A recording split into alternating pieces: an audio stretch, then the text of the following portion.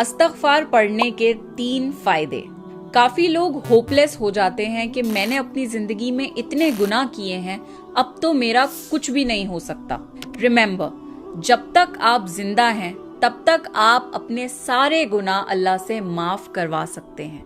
जब आप अपनी गलती को रियलाइज करते हैं और सच्चे दिल से अपने गुनाहों की माफी मांगते हैं तो आप अल्लाह के बहुत करीब हो जाते हैं। गुनाह रिस्क को रोक लेता है। अगर आप चाहते हैं कि आपका रिस्क खुल जाए तो कसरत से इस्तग़फ़ार पढ़ा करें।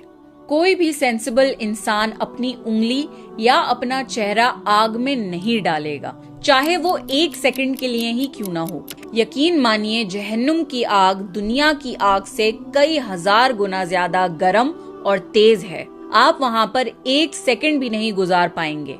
इसलिए इस्तग़फ़ार पढ़ के अपने आप को जहन्नुम की आग से बचा लीजिए।